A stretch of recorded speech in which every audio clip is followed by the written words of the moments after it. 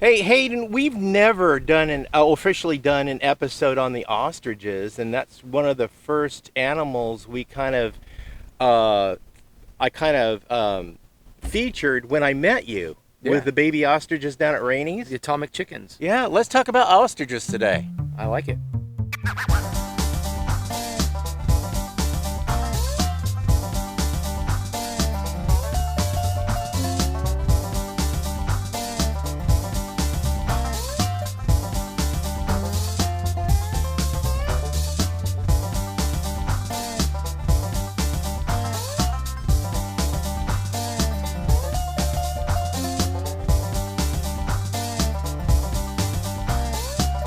Hello, welcome back to Southern Oregon Safaris. And we're the buffalo roam. He's Hayden. He's Jerry. Yep, I am. Today Hayden wants to talk to us about the atomic chickens. Ostriches. Ostriches. Ratites, as they Yeah. call them. Ratites. Ratites. That's what the largest flightless birds are known as. Ratites. It's the family of ratites. And where are they really indigenous to? Well, the ostrich is mainly found in Africa, but Africa. back before I think the Pliocene and all that, they were ranging all the way through Asia and into China, Mongolia. They've been finding fossils of them. Oh, But in modern times, you pretty much only find them in Africa, sub-Saharan and all that. now I see cartoons where ostriches put their heads in the sand. sand, What's yeah. with that? That's kind of BS. Okay. I don't think that's a real thing. I think that's just kind of made Okay, up. it's just fertilizer, folks. That's, It's I just think fertilizer. That's cartoon stuff. Yeah. Okay. They might have seen some ostrich. Somebody probably saw an ostrich at one point with its head stuck in the sand or down in the sand, or maybe it was over it just looked that way.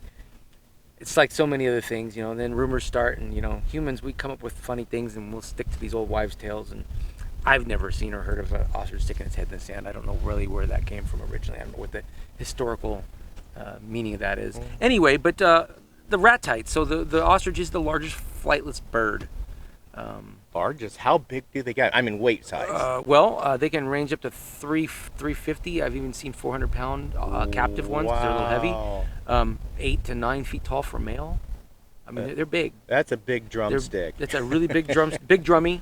And if you get kicked by one, I can tell people they're like velociraptors. They've got this crazy, pointy, sharp front toe, and they got these incredibly powerful legs. They can run at approximately 45 miles an hour sustained. They can keep it up for quite a while. And you don't want to get run over by an ostrich. It's like getting hit by a truck. Now their eggs are pretty big. Yeah, 3 to 5 pounds. I mean, usually on average about 3.5 pounds, but I've weighed some at 4.5 pounds. Even I've heard of a 5-pound egg. They're not always, it just depends on the bird and their diet, but I've seen them just really big and I've seen them a little smaller, but they're big. I mean, they're 5 to 6, maybe even 6.5 inches in length, because they're obviously oval, and about 4.5, 5 inches in depth, but they get big. They're And they giant. make one heck of an omelet. You're going to need about one 20 big skillet. It's about 20 chicken eggs in one eggshell. Oh, no kidding. Yeah. Whoa. And it's a richer, the yolk of the egg is richer and more, I think, more protein content than like your average chicken egg. It's like a duck egg or a goose egg, just kind of a little high. They say it's a richer egg. I've given some away to some people that have eaten them and they said they liked them. But it is a rich egg. I think they're a little less sulfury than a chicken egg.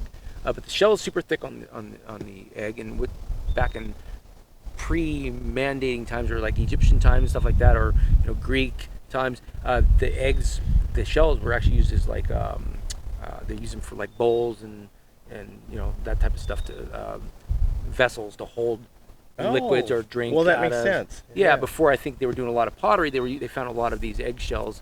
They were being used like vases and stuff, or glasses, something to drink out of.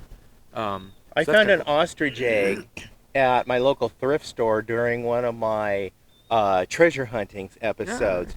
And this ostrich egg is really cool. It has 3 different images of the continent of Africa painted on it. One in a zebra print, one in a leopard print, and I think one in a tiger print or a giraffe print. I can't remember what. Yeah, and a lot of people adorn those eggs. They'll bling them out and put stuff on them. My grandmother, when I was younger, she used to do découpage, I guess they call that, where you take an eggshell and you create these beautiful images. And some people will take and carve them, or they'll use a Dremel and actually cut out designs. Wasn't that the concept for the original Christmas tree ornament? I believe so. Yeah, I believe so. I would think so. Yeah. So those eggs would be for a huge tree. So yeah, and so ostriches are the largest flightless bird, and then there's a couple different subspecies on different continents and they're not the same species, but large flightless birds, and one would be emu. I'm familiar with emu. About half the size of an ostrich, and then you have what's a rhea, and some of these come from Australia, New Zealand. There's the kiwi bird, which is a very large flightless bird, but it's even smaller than the rhea and the emu. And then there's another bird that's about emu rhea size called a cassowary. I believe they're from New Zealand. Oh boy. That is the most wicked thing on the planet. They're beautiful, stunning animals. They look like dinosaurs. Are dinosaurs. They got this giant horn coming out of their head, and they are very, very aggressive, super aggressive. And believe it or not, the female of that species is the more aggressive of the species. Usually males in most species, the male is the one to watch out for. In the cassowary, it's the female. She is like the black widow. In fact, I know people that have bred cassowaries, and they are afraid to put their males in with the females because the females tend to kick them and kill them with one kick. And so they got the ostrich is scary, but a cassowary that wants to get you, there is nothing scarier than that. I know the male ostrich can be very defensive against his The male ostrich is usually hen. pretty aggressive. He's very, we call him the rooster or the cock, and then the hen is the female. But yes, they become very, especially during egg laying season and breeding season, they become very, very protective and very territorial. On average, how many eggs does a hen lay per year? Oh, I don't know. I'd have to count them, but I would tell you that my hens usually lay about one egg every day or two each. Oh my. And that is from around May till maybe end of September usually. Wow, that's a lot. Some of seasons ostrich last a eggs. little longer. It really depends on the weather. You know, I mean, we've had a lot more. It's really funny, they withhold the eggs when it's cooler or it's raining. So you have like a week of sunshine and they'll lay an egg and you're like, oh, egg laying starting, and then all of a sudden we get some cool weather for a couple weeks and they stop laying, which usually extends the season out for laying. What do you do with the eggs? I have a few friends that hatch them.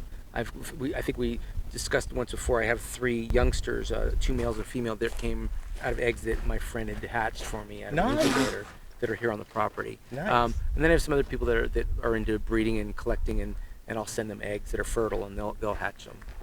So Nice. yeah. So yeah, the ostriches, you know, they're a really interesting bird. You know, another thing interesting about the ostriches, they're not very smart, and the brain of the ostrich is actually smaller. They got a big eyeball. Really big eye for such a small I think head. what I read, they have the largest eyeball of any land animal. Yes, their eye is massive, but their brain is way smaller than their eye. Yeah. So go figure. It's pretty bad when your eye is Bird brain. 3 times bird brain, 3 times the size of your brain. So they got this giant 400-pound animal that can run 45 miles an hour, and it's got a pea for a brain. Now, what's with that dance that the male ostrich did to me one day? Yes. So a lot of people think something's wrong, like it looks like some sort of seizure going on. The animal's down on the ground, he's doing this, and he's rocking his head. I've had people like, oh my God, something's really wrong with your ostrich. He's sick and he's having a seizure. And like, no, that's his mating dance. So. Ooh.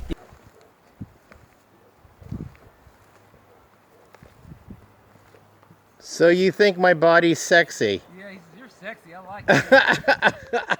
The hat. Really exciting. That's the mating dance.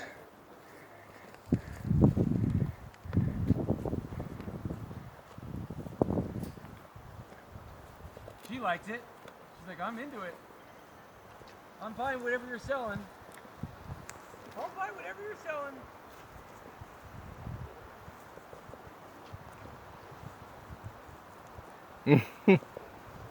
You know, some animals have, some people, when we're trying to do courtship, we will offer flowers or a beautiful home, and just try to impress the women with a beautiful home. Or we postulate. Yeah, postulate. The ostrich, he doesn't have flowers to pick, so his display is his mating dance. His mating dance. And then, you know, they're black with these white wingtips. And so he does this crazy mating dance where he sways back and forth and flings his wings back and forth, and that is how the female decides whether he's the one or not. That is just crazy. And, you know, another thing about birds that's really interesting is you look at a lot of species of animal, it's usually the females that are more colorful and have great displays and all that. But really in birds, you think of like in the bird species, most of the birds, the male is the one that has the color and the display, and the females are always usually like this muted grayish brown color, like peacocks and peahens and turkeys. They don't really have any flashy colors. I would speculate, I think, and maybe scientifically, most scientists would agree, or biologists would agree, that that's probably because the female is forced to lay on nests on the ground a lot of the time, and the last thing she wants to do is be attractive to other species, especially predators. She doesn't want to have this big flashy coloring to her when she's trying to hide and blend in into the bush when her predators are walking by and she's laying on these eggs trying to protect these eggs. So she wants to blend in with her surrounding background. So nature's really amazing. I just think that's really cool because the bird of all things, a lot of the ground, especially the ground dwelling birds, don't have flashy colors. It's the male that has the flashy colors. I have a funny experience with with peacocks. We had 3 peacocks, a male and 2 females, Jack, Chrissy, and Janet. I wonder where those names came And from. their calls are hilarious. The males would go, and the females will go, no, Exactly. That sounds like what happens in my house. Speaking of big birds, I had, this is something you don't know about me. I had an interesting adventure, let's put it that way, with emus. Yeah. A friend of mine that I worked with, her family raised emus way up in the Applegate. And they had a bunch of emus. So another friend of mine wanted to get into emus. So I arranged the sale of 30 emus. 30. That's 30 emus from, and they lived right over the ridge you're here in Shady You're like an Cove. emu dealer. Oh, it was more than that. I went up, I got wrangled in to helping move 30 emus from Applegate to Shady Cove. The things we do to try to be nice. Oh my gosh. I'm going It's a out rodeo. there and we're hauling them in a rented U-Haul trailer. Wow. We have somebody on the door opening the door, we're putting the Sticking bird it in in, and shutting the shutting the door. door. But to catch the bird's interesting because you mentioned their feet on the ostrich. The emu is they have these claws on their feet, and you don't want to approach them from the front because they can come up and disembowel you. Wood kick. Yes, and so we go and approach them from the back, and I put one arm under the breast and the other one under the butt with its legs between, and you lift up. And when you got them up against your chest, their backs up against your chest, kicking away they just from you. sit there and they just go like this. Yep. They're just very docile. They're just like looking around. Yeah, but if you don't restrain them, they'll yes. get you. So you walk them over to the trailer, and they're not really that heavy. These were young ones, so they're about 80 pounds each. And so we just put them in the trailer, shut the door, go for the next. We had to make 2 trips. So I got a funny story about that. Well, it's not funny, but it's a story, and a lot of people don't know about this. The late great Johnny Cash. Yeah. He actually was kicked by an ostrich, a pet ostrich that he had. I think I have the story correct. Ostrich. Yeah, we'll have to check to make sure the story's correct, but I believe it's correct. Nobody really knows about this. It didn't really get much traction, I don't believe. He had a small farm, and he had some ostriches, and one of his pet ostriches was being kind of crabby, and he had done something to hurt it or whatever, and it kicked at him. And he walked away, and he kept thinking, gosh, something's wet below my belt line. And he lifted up his shirt and realized that part of his bowels were on the outside of his skin because she had kicked him and got him good and laid him open. He had to go to the hospital and have that all put back together.